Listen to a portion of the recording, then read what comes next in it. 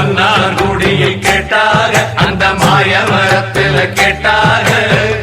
சீர்சேனத்தியோட வந்து சீமையில கேட்டாக அந்த சிங்க